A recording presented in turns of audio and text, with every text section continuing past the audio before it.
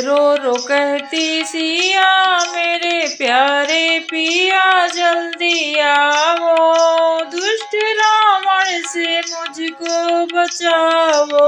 रो रो कहती सिया मेरे प्यारे पिया जल्दी आओ, दुष्ट रावण से मुझको बचाओ। बोलिए राजा रामचंद्र की जय, माँ भगवती जानकी की जय। आज मैं रावण के द्वारा सीता माँ का हरण करना तथा आगे सबरी से किस प्रकार वो मिलते हैं तथा जटायु उनको कैसे बताते हैं कि राम जी को कि सीता माता को रावण ले गया है, तथा हनुमान जी से राम जी मिलते हैं और सुग्रीव से वो मित्रता करते हैं, यह सब मैं आपको बतलाने वाली हूँ। शास्त्र के कहे अनुसार आप सब लोग रामचरितमानस जिस प्रकार से सुन रहे हैं, भगवान निश्चित ही आपका सबका उद्धार अवश्य करेंगे, क्योंकि ये शास्त्रों में लिखा हुआ है कि भगवान का नाम, भगवान की कीर्तन और भगवान में रमे रहना। कल भी मैंने आपको बतलाया था भक्तों, 9 प्रकार की भक्ति होती है। यदि हमें शास्त्र विधि भी नहीं पता है और भगवान का नाम फिर भी अपने कानों से सुन रहे हैं, आंखों से भगवान की ही वो देख रहे हैं, तो निश्चय तौर पर भगवान हमें शरणागति बनाएंगे। आइए कथा की ओर चलते हैं। इससे पहले का वीडियो मैंने 4 डाल दिए हैं, आप जरूर देखिए ध्यान से चैनल पर और रामचरितमानस का आनंद लीजिए। सीता के स्वयंवर से लेकर लंका कांड तक मैं आपको बतलाने वाली हूँ। संक्षेप में इसलिए कह रही हूँ कि आप लोग इसको पूरी तरह समझ भी पाएँ, और बहुत टाइम नहीं होता हमारे सबके पास, तो जो भी कथा है आपको मेन मूल जो है उसका वो निकाल के आपको मैं बतलाती हूँ।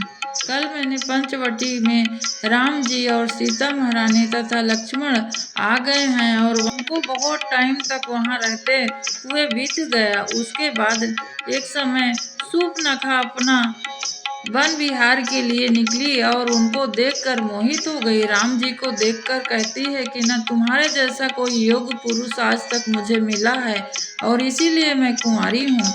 तब राम जी मुस्कुराते हुए कहते हैं जानकी की ओर देखते हुए कि मेरा ब्याह हो गया, आप लक्ष्मण जी से ब्याह कर लीजिए। इस प्रकार लक्ष्मण जी के पास भी वो जाती हैं, तब वहाँ भी निराशा होती है और लक्ष्मण जी कहते हैं कि यदि कोई निर्लज्ज होगा वह भी तेरे से ब्याह नहीं करेगा और कोई भी तेरे में गुण नहीं है। तब बहुत दुखी होकर वो क्रोध में आकर राक्षसी रूप फिर वापस लेती है और सीता जी की तरफ झपटती है। इस पर लक्ष्मण बिना विलंब किए हुए उसका नाक काट देते हैं। नाक कान जैसे ही कट जाता है, रक्त बहते हुए खरदूषण के पास जाती है। खरदूषण उनको देखकर बड़े विचलित होकर और राम से युद्ध करने आते हैं। राम की पत्नी सीता को देखते हैं तो वो भी मोहित हो जाते हैं। वे कहते हैं यदि अपनी पत्नी हमें दे दो तो हम युद्ध में तुम्हें छोड़ देंगे। तब राम जी कहते हैं कि हे दुष्ट, हम क्षत्रिय हैं, तुम्हारे जैसे राक्षसों को हम जंगल जंगल ढूंढ कर मारते हैं। यदि एक बार काल भी आ जाए तो उससे हम लड़ लेते हैं, तुम तो तुच्छ प्राणी हो। इसके बाद रावण के पास सूर्पनखा जाती है और कहने लगती है कि भाई मेरा इस प्रकार से 2 कुमार बालकों ने ऐसा हालत किया है और मेरे भाई खरदूषण को भी मार दिए हैं। तब रावण अपने मन में सोचने लगता है कि यदि मेरे कोई दास दासी को भी नहीं छू सकता है तथा कोई भगवान ही है जो आए हैं अवतार लेकर, तो जो मेरे भाई खरदूषण को मार दिए हैं, अब मैं उनके सामने जाकर उनसे जानबूझ के युद्ध करूंगा ताकि मैं और मेरा परिवार पूरा उनके शरणागति बने। इस प्रकार विचार करके वो मारीच के पास जाता है और मारीच के साथ वो कहता है कि तुम चलो, हिरण का रूप धारण करो, और सीता जी के पास जाता है मारीच। और सीता जी जैसे देखती हैं वो आनंदित हो जाती हैं हिरण को देखकर, और राम जी जान जाते हैं उनके मन की बात और हिरण को भी जानते हैं कि ये दुष्ट मारीच है। परंतु सीता जी के कहने पर वो जाते हैं मारीच को मारने। इधर सीता जी को रावण लेकर वहां से कुटिया से चला जा रहा है। इसके आगे की कथा मैं आपको बतलाती हूँ। सीता जी बहुत प्रकार से विलाप करते हुए रथ पर रोते हुए कह रही हैं कि हे नाथ मुझे बचाइए, मुझ पर दया कीजिए, हे प्रभु, जगत के दुख को हरने वाले, शरणागत को सुख देने वाले श्री रघुनाथ जी, आप मेरी रक्षा कीजिए। इस प्रकार से कहती हैं आगे कि हे लक्ष्मण, तुम्हारा दोष नहीं है, तुमने मुझे मना किया था परंतु मैं नहीं मानी, उसी का फल है जो मैं आज भोग रही हूँ। इस प्रकार रावण उन्हें ले जा रहा है और बीच में गिद्धराज जटायु ने देखा और दुख भरी वाणी से उनका रोना सुनकर पहचान लिए और कहते हैं कि हे दुष्ट राक्षस। जटायु रावण से कहते हैं, हे दुष्ट, छोड़ दे इन्हें। तब रावण उनके पंख को काट देता है, जटायु नीचे गिर जाते हैं राम राम कहते हुए। तभी वहाँ राम और लक्ष्मण दोनों जानकी को ढूंढते हुए रोते हुए आते हैं और देखते हैं जटायु को। तो जटायु सब उनसे कहते हैं, जिस प्रकार रावण सीता को ले जा रहा था सब कथा बताई और श्री राम जी के हाथों में उसने अपने प्राण को त्यागे और शरणागति उसकी भी हुई। जय राम रूपे अनूप, निर्गुण सगुण गुण प्रेरक सही, दस शीस बाहु प्रचंड, खंडन चंड सर मंडन मही, पाथोदगात सरोज मुख राजीव आयत लोचनम, नित नौमि राम कृपाल, बाहु विशाल भव भय मोचनम, जो अगम सुगम सुभाव, निर्मल असम सम शीतल सदा, पश्चाति जम जोगी जतन करि, करत मन गोबस सदा, सो राम रमा निवास, संतत दास बस, त्रिभुवन धनी मम उर बसहु, सो समन संक्षित जासु कीरत पाऊनी। इस प्रकार अखंड भक्ति का वर मांग कर गिद्धराज जटायु श्री हरि के परम धाम को चले गए। श्री राम जी ने उनकी दाह कर्म आदि सारी क्रियाएं वैसा ही किया जैसे होती हैं। रघुनाथ जी अत्यंत कोमल चित्त वाले दीन दयाल हैं, वे सदा सर्वदा सभी पर कृपा करते हैं। शिव जी कहते हैं, हे पार्वती सुनो, वो लोग बड़े अभागे हैं जो भगवान को छोड़ के विषय में अनुराग करते हैं, जो है ही नहीं उनका वही खोजते रहते हैं। वो इस प्रकार खोजते हुए सीता जी को वो घने वन में जा रहे हैं। उस घने जंगल में बहुत से मायावी राक्षस थे, उन्हें सबको श्री राम जी ने मार दिया।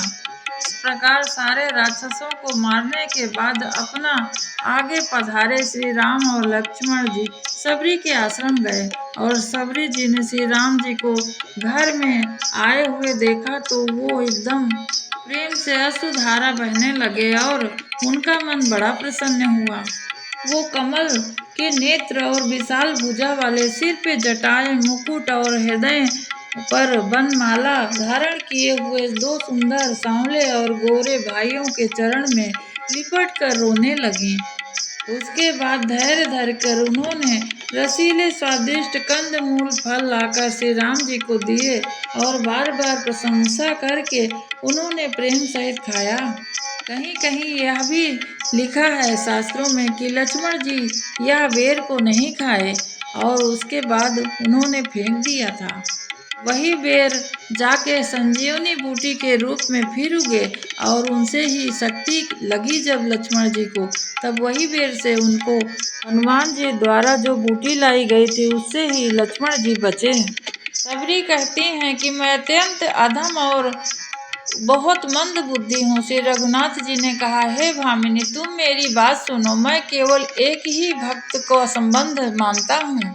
भक्त और भगवान का संबंध, उससे ज्यादा मेरे लिए कुछ ऊंच नीच जाति पाति यह सब मैं नहीं मानता हूँ। इस प्रकार भक्ति समझाते हुए सबरी से कहते हैं श्री राम जी कि मैं तुमसे अपनी नवधा भक्ति कहता हूँ, तुम सावधान होकर सुनो। पहली भक्ति है संतोष, दूसरी भक्ति है सत्संग, तीसरी भक्ति है प्रसंग में प्रेम होना मेरे, चौथी भक्ति है अभिमान रहित होकर गुरु के चरणों में सेवा करना, पांचवी भक्ति है संत के गुणों को समूहों का गान गाना और अपने इंद्रियों को बस में रखकर कार्य करते हुए वैराग्य रखना, यानी उसमें आसक्ति नहीं करना है। कर्म तो हमें निश्चित करना है पर आसक्ति नहीं रखना है। मेरे मंत्र का जाप करना, मुझ में दृढ़ विश्वास रखना और सत्पुरुषों का संग करना, संतों का, साधु का संग करना, अच्छे चरित्र से रहना।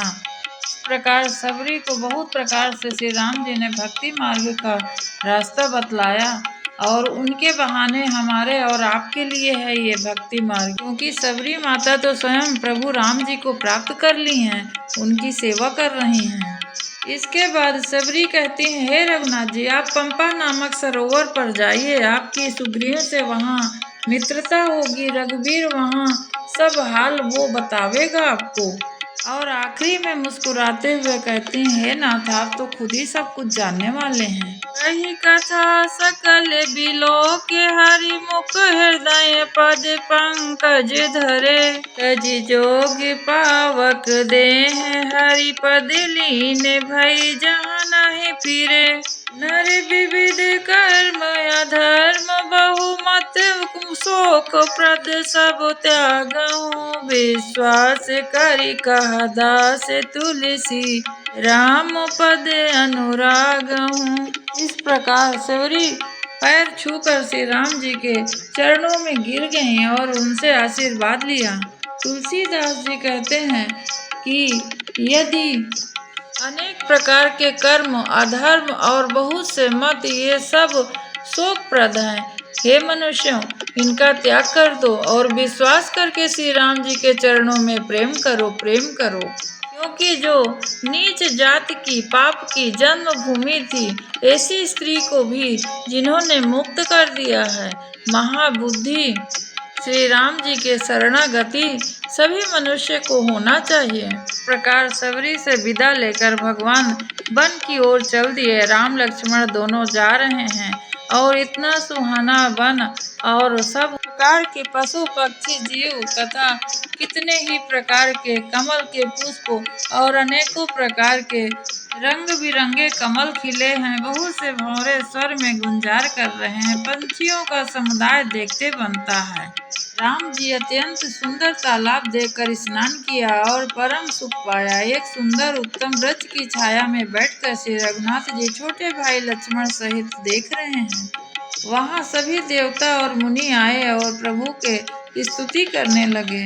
वहाँ पर नारद जी भी आए थे। विशेष रूप से उन्हें बड़ा सोच हुआ। यह विचार करने लगे कि मेरे श्राप को स्वीकार करके श्री राम जी नाना प्रकार का दुख भोग रहे हैं।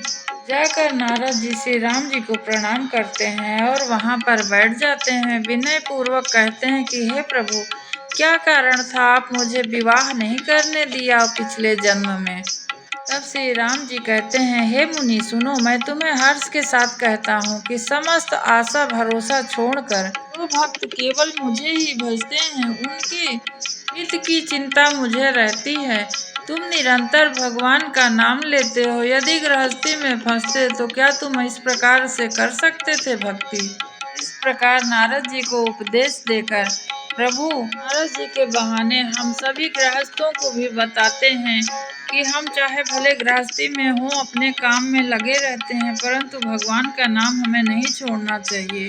ये श्रोताओं, इसके बाद हम किष्किंधा कांड की कथा की तरफ चलते हैं। किष्किंधा कांड रामचरितमानस का चौथा कांड होता है। आइए इनकी कथा सुनते हैं। आगे क्या चरित हुआ राम जी के, किस प्रकार आगे श्री राम जी हनुमान जी से मिलते हैं। नारद जी को समझाने के बाद श्री रघुनाथ जी फिर आगे बढ़े और त्रस्यमुख पर्वत निकट आ गया। वहाँ पर्वत पर मंत्रियों सहित सुग्रीव रहते हैं और अतुलनीय बल की सीमा रामचंद्र जी और लक्ष्मण जी को आते देखकर सुग्रीव अत्यंत भयभीत होकर बोले, हे हनुमान सुनो, ये दोनों पुरुष बल और रूप के निधान हैं। तुम ब्रह्मचारी का रूप धारण करके जाकर देखो, अपने हृदय में उनकी यथार्थ बात जानकर मुझे कहो इशारे से। यदि ये बाली की तरफ से मुझसे लड़ने आए होंगे तो मैं तुरंत यहाँ छोड़कर पर्वत भाग जाऊंगा। हनुमान जी ब्राह्मण का रूप धारण करके वहां गए जहां पर श्री राम जी आ रहे थे। मस्तक नवाकर इस प्रकार पूछने लगे, हे वीर सांवरे, हे गोरे शरीर वाले आप कौन हैं?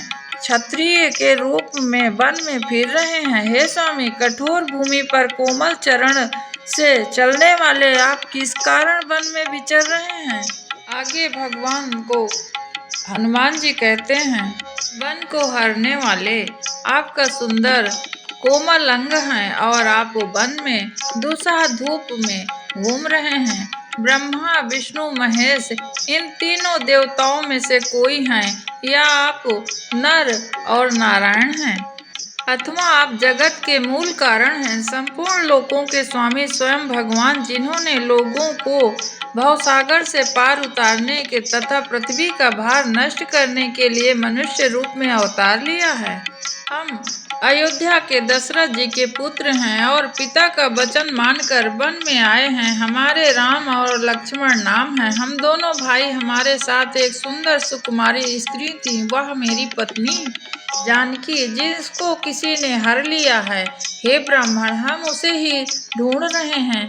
हमने तो अपना चरित्र कह सुनाया, अब हे ब्राह्मण अपनी कथा तुम मुझे बताइए। जैसे ही प्रभु को पहचान लिए हनुमान जी उनके चरण पकड़कर पृथ्वी पर गिर गए, दंडवत प्रणाम करते हैं। यहाँ पर शिव जी कहते हैं, हे पार्वती, सुख वर्णन किया नहीं जा सकता है, शरीर पुलकित है, मुख से वचन नहीं निकलता। मैं वे प्रभु के सुंदर भेष की रचना देखकर हनुमान जी के गौरवान्वित होते हुए देख रहा हूँ और स्तुति करके धीरज धर के फिर कहते हैं हनुमान कि मैंने आपको पहचान लिया। हे स्वामी, मैंने जो पूछा वह मेरा पूछना तो न्याय था। वर्षों के बाद आपको देख रहा हूँ तपस्वी के भेष में। मैं बानर बुद्धि भला आपको कहाँ पहचान सकता हूँ, परंतु आप मनुष्य की तरह कैसे मुझसे पूछ रहे हैं? मैं तो आपकी माया के वश भूल फिरता हूँ, इसी से मैंने स्वामी आपको नहीं पहचान पाया। ऐसा कहकर हनुमान जी अकुलाकर प्रभु के चरणों में गिर पड़े। फिर प्रभु कहते हैं, हे कपि सुनो, मन में ग्लानि मत करो, मन छोटा मत करो। मैं तुमको लक्ष्मण के समान प्रेम करता हूँ। यदि संसार में मुझे कोई सबसे अधिक प्रिय है तो मेरा सेवक दूसरा कोई नहीं।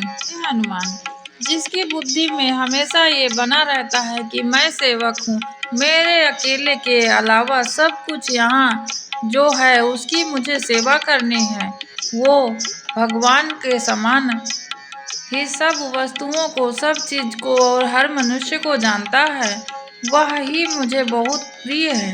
इसके बाद हनुमान जी अपने कंधे पर राम और लक्ष्मण को बैठा लिए और ले जा रहे हैं सुग्रीव के पास, क्योंकि वो उनके मित्र बनाने चाह रहे हैं।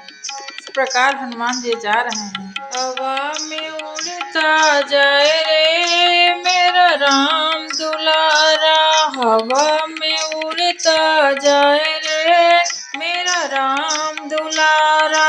एक दिन बैठे थे वो पंपापुर में, एक दिन बैठे थे वो पंपापुर में, राम की रटन लगाए हो मेरा राम दुलारा, राम की रटन लगाए हो मेरा राम दुलारा। राम जी मिले फिर उनसे आके, राम जी मिले फिर उनसे आके, राम को सुग्रीव से मिलाए रे मेरा राम दुलारा, राम को सुग्रीव से मिलाए रे मेरा राम दुलारा। राम जी को और लक्ष्मण जी को सुग्रीव के पास ले जाते हैं हनुमान जी और दोनों की मित्रता करवाते हैं। सुग्रीव बहुत हर्षित होकर प्रभु के चरणों में गिर जाते हैं और अपने भाग्य की सराहना करने लगते हैं। मन में ऐसा भी सोचते हैं कि क्या राम जी मेरे से मित्रता करेंगे। और वहाँ राम और सुग्रीव दोनों एक दूसरे के दुख को पूछा और राम जी कहते हैं कि मैं जब जानकी की खबर पूछने लगे राम, तो सुग्रीव ने कहा कि मैं एक दिन बैठा था यहाँ पर और दूसरी ओर मैंने यह देखा कि आपकी पत्नी को रावण ले गया इधर से। और वो चिल्ला रही थी, राम राम कहकर पुकार कर वस्त्र गिरा रही थी। श्री राम जी ने उन्हें मांगा। सुग्रीव ने दिखाया तो वस्त्र सीता जी के ही थे। और सुग्रीव कहते हैं, हे रघुवीर सुनिए, सोच छोड़ दीजिए और मन में धीरज लाइए। मैं सब प्रकार से आपकी सेवा करूंगा। जिस उपाय से जानकी जी मिलेंगी वह मैं करने के लिए तैयार हूँ। सुग्रीव के यह वचन सुनकर प्रभु बहुत हर्षित हो गए और कहते हैं, हे सुग्रीव मुझे बताओ तुम वन में किस कारण से रहते हो। अब सुग्रीव कहते हैं, मैं और मेरा बड़ा भाई बाली हम दोनों बड़े प्रेम से एक साथ रहते थे। परंतु हे प्रभु, मैं दानव का एक पुत्र था, उसका नाम मायावी था। एक बार वह हमारे गांव में आ गया।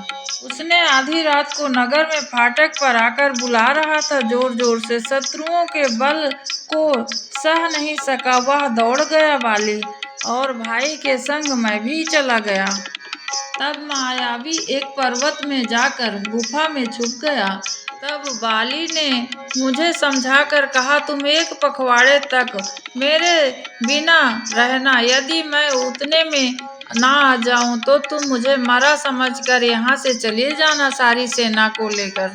मैं वहाँ महीना भर तक रहा। गुफा से रक्त बड़ी भारी धारा से बह रहा था और मैं समझा कि बाली को उसने मार दिया है, और इसलिए मैं वहाँ गुफा के द्वार पर से एक शिला लगाकर भाग आया। मंत्रियों ने नगर में बिना स्वामी का राजा देखकर मुझे जबरदस्ती राजा बना दिया। परंतु जब बाली उसे मारकर घर आया, मुझे राज्य सिंहासन पर देखकर उसके मन में बड़ा भेद आ गया। वह लगा कि मैं राज्य का लोभी हूँ और मैंने बाली के लिए द्वार पर शिला लगा दिया था जिससे वह बाहर ना से निकल सके, और उसको मरने के लिए छोड़कर मैं यहाँ राजा बनकर बैठ गया हूँ। उसने शत्रु के समान मुझे जाना और मुझे बहुत मारने के बाद मेरी स्त्री भी छीन लिया।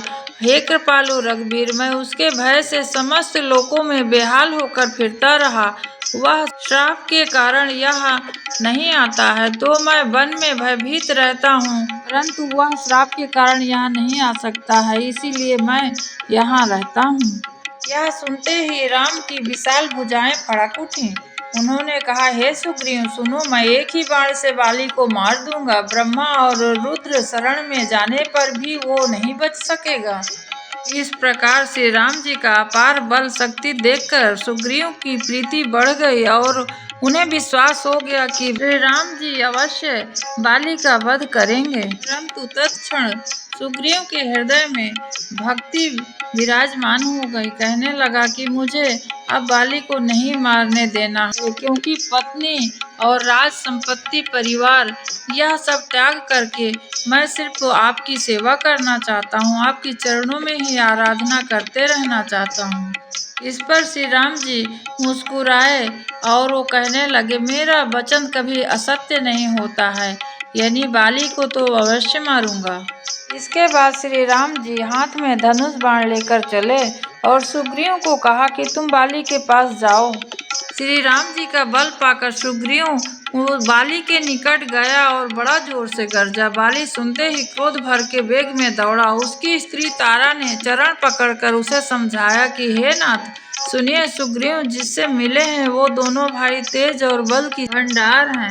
बाली ने कहा, हे वीरु प्रिय सुनो, श्री रघुनाथ जी समदर्शी हैं, यदि वो मुझे मार भी दिए तो मेरा परलोक बन जाएगा। ऐसा कहकर वह महान अभिमानी बाली सुग्रीव को जीतने के लिए तथा मारने के लिए दौड़ा। बहुत प्रकार से बाली ने सुग्रीव को मारा। तब श्री राम जी कहते, तुम दोनों भाइयों का एक सा ही रूप है, इस भ्रम में मैंने उसको नहीं मारा है। फिर श्री राम जी ने सुग्रीव के शरीर को हाथ से स्पर्श किया, जिससे सुग्रीव का शरीर वज्र के समान हो गया और सुग्रीव की सारी पीड़ा जाती रही। तब श्री राम जी ने सुग्रीव के गले में फूलों की माला डाल दी और फिर उसे बड़ा भारी बल देकर भेजा। दोनों में पुनः अनेक प्रकार से युद्ध हुआ और श्री रघुनाथ जी वृक्ष के आड़ में देख रहे थे। सुग्रीव ने बहुत से छल किए, किंतु भय मानकर हृदय में हार गया। तब श्री राम जी ने बाण तान कर बाली के हृदय में मार दिया। बाली ने बार बार भगवान की ओर देखकर चित्त को उनके चरणों में लगा दिया, प्रभु को पहचान लिया तथा उसने अपने जन्म को सफल माना। परंतु श्री राम जी से कहता है कि मैं बैरी सुग्रीव प्यारा, वो गुण कवन नाथ मोहि मारा। बाली कहता है कि मैं बैरी दुश्मन हुआ और मेरा भाई आपका दोस्त हो गया, आपसे प्यारा हो गया। क्यों, क्या कारण था प्रभु आपने मुझे मारा? तब से रघुनाथ जी कहते हैं, अनुज बंधु भगुनी सुत नारी, सुने 60 कन्या समय चारी। राम जी कहते हैं, हे मूर्ख सुन, छोटे भाई की पत्नी, बहन, पुत्र की स्त्री और कन्या, ये चारों अपनी पुत्री के समान हैं। इनमें बुरी दृष्टि से जो देखता है वो तुरंत मरने का अधिकारी है। इस प्रकार बाली ने अत्यंत कोमल वाणी सुनकर श्री राम जी के चरणों में सिर झुकाकर और राम जी ने उन्हें स्पर्श करके और कहा, तुम्हारे शरीर को अचल कर दूं, तुमको प्राण दे दूं मैं फिर से। बाली ने कहा, हे नाथ कृपा निधान सुनिए। जन्म जन्म मुनि जतन कराही, अंत राम कही आवत नाही।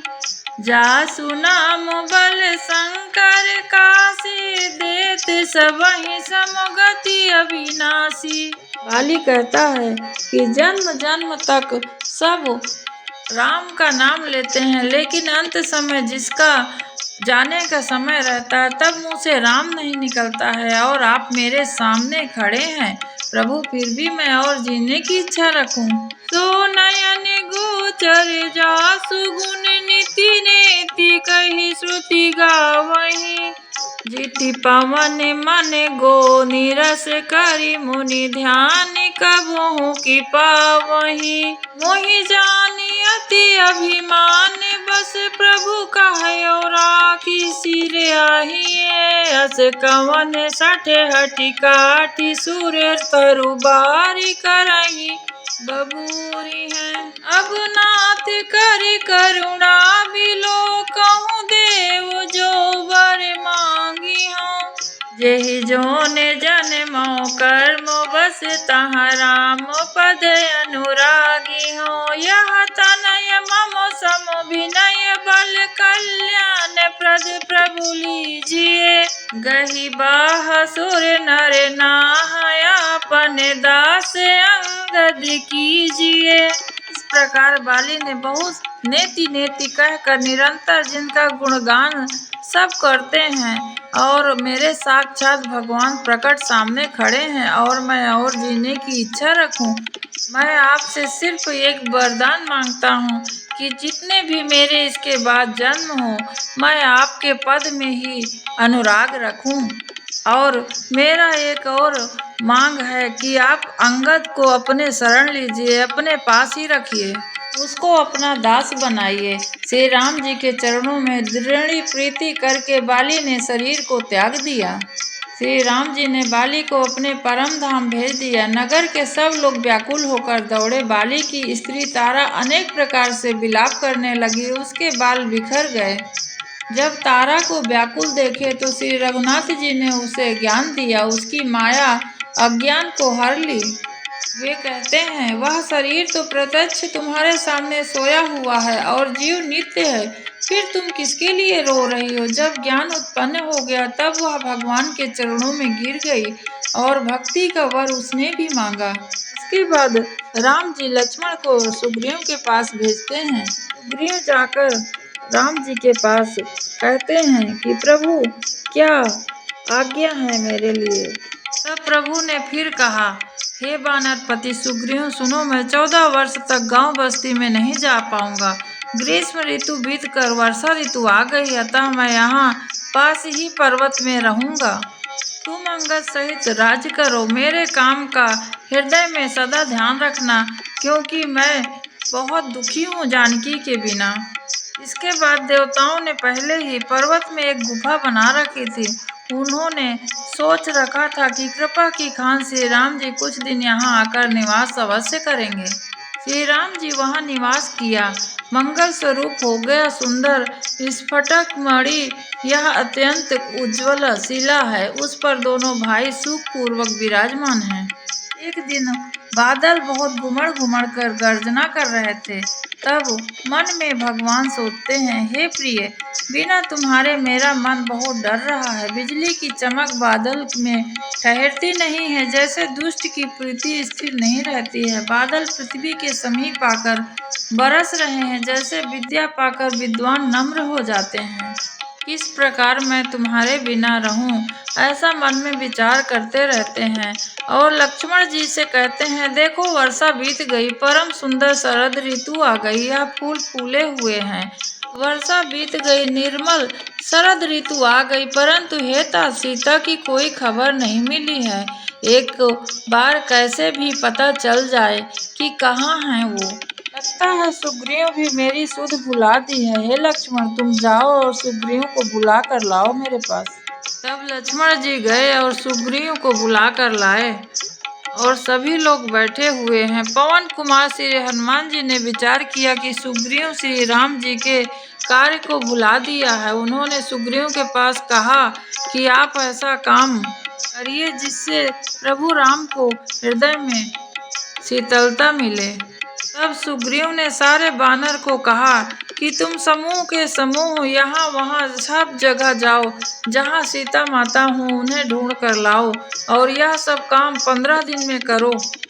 और हनुमान जी ने भी दूतों को बुलाया, सबको बहुत सम्मान करके सबको भय प्रीति के साथ नीति दिखलाई, और सब बंदर चरणों में सिर नवाकर और लक्ष्मण जी के नगर में श्री राम जी को प्रणाम करके सब यहाँ वहाँ ढूंढने लगे सीता माँ को। शिव जी कहते हैं कि हे उमा, वानरों की सेना मैंने देखी थी, उनकी गिनती करना बड़ा मुश्किल है। आज्ञा पाकर सब जहाँ तहाँ गए। सुग्रीव ने सबको समझाकर कहा, वानर समूहों, यह श्री राम जी का कार्य है और मेरा नहीं हो रहा। तुम चारों ओर जाओ और जाकर जानकी जी को खोजो। भाई महीनों भर में वापस आ जाना और माता सीता का खबर लिए बिना कोई मत आना। इस प्रकार सब वानर हर्षित होकर कहने लगे, प्रभु की जय हो, प्रभु की जय हो। सबसे पीछे पवन पुत्र हनुमान जी ने सिर नवाया। कार्य का विचार करके प्रभु ने उन्हें अपने पास बुलाया, उनको आशीर्वाद देकर तथा अपने हाथ की अंगूठी उतार के उन्हें दे दी और बहुत प्रकार से समझाया कि हे पुत्र, सीता की खोज अवश्य और शीघ्र करो। जहाँ तहाँ सब खोज रहे हैं, कोई पहाड़ में चढ़ रहा है, कोई इधर उधर खोज रहे हैं सब वानर लोग। इतने में ही सबको अत्यंत प्यास लगी, जिसमें सब अत्यंत व्याकुल हो गए, किंतु जल कहीं न मिला। जल को देखने के लिए पहाड़ की चारों ओर उन्होंने देखा। पृथ्वी के अंदर एक गुफा में उन्हें एक कौतुक आश्चर्य दिखाई दिया। उस पर चकवे, बकुले और हंस उड़ रहे थे, तो उन्हें लगा कि जल है। वहाँ जाकर देखे तो रसीले भांति भांति के कंद मूल फल और जल सब मिला। ने जलपान किया और बाहर की ओर निकल गए। वहाँ देखा तो समुद्र के तीर खड़े थे। इस प्रकार उन्हें बहुत टाइम हो गया, बीत गया। 15 दिन की अवधि पूरी हो गई। अंगद के नेत्रों में जल भर रहा। दोनों भाई अब हमें नहीं छोड़ेंगे, क्योंकि सीता की सुध नहीं मिली और वहां जाने पर वानर राज सुग्रीव भी हमें मार डालेंगे। इस तरह सोच रहे थे। तब उसी समय वीर अंगद के वचन सुनते हैं, किंतु कुछ बोल नहीं सकते हैं। उनके नेत्रों में जल बह रहा है। एक क्षण के लिए सब सोच में पड़ गए। उसी समय आकाश में उड़ता हुआ जटायु का भाई संपाति निकट आया और उसने कहा, मुझे समुद्र के किनारे ले चलो। मैं जटायु का तिलांजलि करके तुम्हें सारी वचन से सहायता करूंगा और सीता जी कहाँ हैं वो सब बतला दूंगा। जिससे तुम खोज रहे हो उसे तुम पा जाओगे। समुद्र के तीर पर छोटे भाई जटायु की क्रिया आदि संपाति ने किया और कथा कहने लगा। हे वीर वानर सुनो, हम दोनों भाई उठती जवानी में एक बार आकाश में उड़ के सूर्य के निकट चले गए थे। वहां जटायु तेज को सह नहीं सका और इससे लौट आया, किंतु मैं अभिमानी था इसलिए सूर्य के पास चला गया। अत्यंत तेज से भरे मेरे पंख जल गए और मेरे जोर से चीख मारकर जमीन पर मैं गिर पड़ा। वहां चंद्रमा नाम का एक मुनि थे। वो मुझे देखकर उन्हें बड़ी दया लगी। उन्होंने बहुत प्रकार से मुझे ज्ञान सुनाया। मेरे देह निजी अभिमान को छुड़ा दिया उन्होंने। इसके बाद उन्होंने कहा, त्रेता युग में साक्षात परम ब्रह्मा मनुष्य शरीर धारण करेंगे और उनके स्त्री को राक्षसों का राजा ले जाएगा। उसकी खोज में प्रभु दूत भेजेंगे। उनसे मिलने पर तू पवित्र हो जाएगा और तेरे पंख उगाएंगे। चिंता ना कर, उन्हें तू सीता जी को दिखाने जाएगा। मुनि की वह वाणी आज सत्य हुई। अब मेरे वचन को सुनो, तुम प्रभु का कार्य करो। इस प्रकार संपाति के कहने पर सब लोग प्रसन्न हो गए। चित्रकूट पर्वत पर लंका बसी हुई है। वहाँ स्वभाव से ही निडर रावण रहता है। वह अशोक नाम का उपवन बगीचा है जहाँ सीता जी रहती हैं। इस समय भी वो वहीं हैं। मैं उन्हें देख रहा हूँ, तुम नहीं देख सकते हो क्योंकि गिद्ध की दृष्टि अपार होती है। क्या करूं, मैं बूढ़ा हो गया हूँ, नहीं तो मैं तुम्हारी कुछ सहायता अवश्य करता। यह 100 योजन समुद्र को लांघ कर जो जा सकेगा वही बुद्धि निधान होगा, श्री राम जी का कार्य कर सकेगा। निराश होकर घबराओ मत, मुझे देखकर मन में धीरज धरो। देखो श्री राम जी की कृपा से देखते ही देखते मेरा शरीर कैसा हो गया है। पापी भी जिसका नाम लेकर अत्यंत पाप करने पर भी भव सागर से तर जाते हैं, उनके दूत भला कभी शोक कर सकते हैं। इस प्रकार कहकर जब गिद्ध चला तब उस वानर के मन में अत्यंत विस्मय हुआ। तब किसी ने अपना अपना बल कहा, पर समुद्र के पार जाने में सभी ने संदेह अपना प्रकट किया। अंगद कहते हैं कि मैं पार तो चला जाऊंगा, परंतु लौटने के समय मुझे संदेह हो रहा है।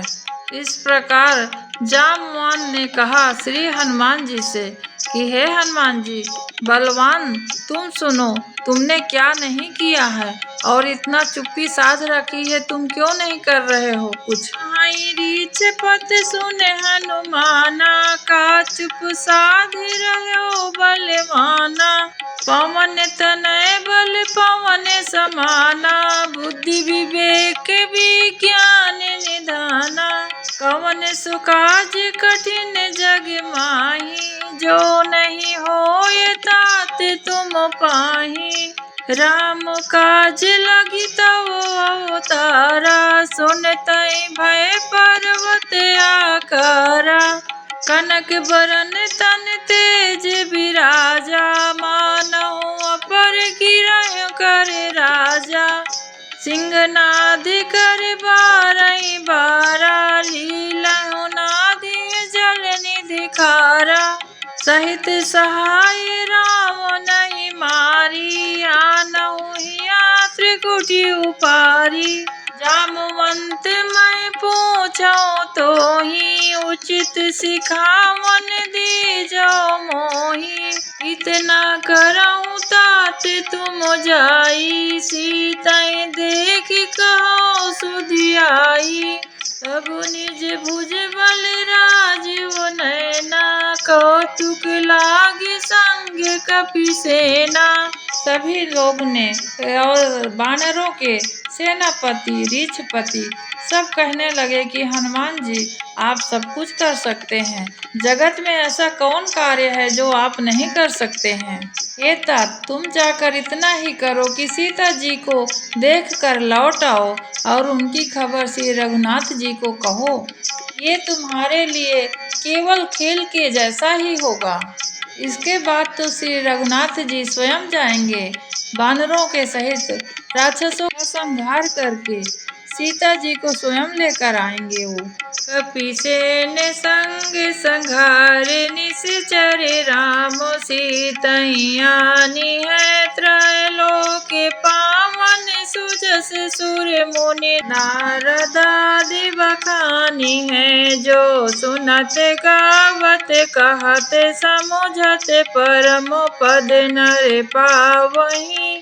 रघुवीर पद पादोज मधुकर दास तुलसी गावहीं। भव भजस रघुनाथ जसु सुनइ नर अरु नार। तिनकर सकल मनोरथ सिद्धि करहीं ऋषिरार। श्री रघुवीर जी का यश भव रूपी रोग की दवा है। जो पुरुष स्त्री इसे सुनेंगे शरीर के और आत्मा दोनों को पवित्र करके श्री राम जी उनके सब मनोरथ को सिद्ध करेंगे। यहाँ तक किष्किंधा कांड था। आप सभी किष्किंधा कांड सुन रहे थे, जिसमें राम जी लक्ष्मण जी हनुमान जी से मिले, उसके बाद सुग्रीव से मिले। सुग्रीव और बाली का युद्ध और राम जी द्वारा सुग्रीव और बाली दोनों भाइयों को अपनी अपनी गति दिए। किसी को राजयोग दिया, किसी को अपने परम धाम पहुँचाए। बाली का पुत्र अंगद, जब बाली मर रहे थे तब अंगद को श्री राम जी को सौंप दिया और उनके देख रेख में अंगद सेनापति बनकर सब कार्य कर रहे हैं भगवान के। इसके बाद हनुमान जी जाने वाले हैं। आने वाले समय में अगला प्रसंग सुंदर कांड से होगा। किस प्रकार हनुमान जी जाते हैं माता सीता का पता लगाने, क्योंकि आप सभी जानते हैं सुंदर कांड आपके और हमारे हृदय में विराजती है। रामचरितमानस का हर एक शब्द, हर एक चीज बहुत ही मनोहार लगती है। इसीलिए मैं बार बार कहती हूँ कि जो मानस प्रेमी है वो इसे अवश्य सुनता है। हनुमान जी सीता की खोज लगाने जा रहे हैं और राम जी का दुख को कम करने के लिए वे लंका की ओर प्रस्थान करेंगे कल। हे पंचमुखी हनुमान संकट दूर करो। हे पंचमुखी हनुमान संकट दूर करो। मैं धरूं तुम्हारा ध्यान संकट दूर करो। मैं धरूं तुम्हारा ध्यान संकट दूर करो। हे पंचमुखी हनुमान संकट दूर करो। पंचानन दस भुज शुभकारी। पंचानन दस भुज शुभकारी। सिद्धि पीठ में ज्योति तुम्हारी। सिद्धि पीठ में ज्योति तुम्हारी। है राम नाम वरदान संकट दूर करो। है राम नाम वरदान संकट दूर करो। दूर करो बाबा दूर करो। दूर करो बाबा दूर करो। मैं धरूं तुम्हारा ध्यान संकट दूर करो। मैं धरूं तुम्हारा ध्यान संकट दूर करो। हे पंचमुखी हनुमान संकट दूर करो। यात्री दूर दूर से आवे। यात्री दूर दूर से आवे। पूजा करे इच्छित फल पावे। पूजा करे इच्छित फल पावे। है महिमा बड़ी महान संकट दूर करो। है महिमा बड़ी महान संकट दूर करो। हे पंचमुखी हनुमान संकट दूर करो। मैं धरूं तुम्हारा ध्यान संकट दूर करो। बोली लखन सिया राम चंद्र शंकर हरि ओम। उमापति महादेव की जय हो। पवन सुत हनुमान की जय। आज के लिए बस यहीं तक। जय सिया राम।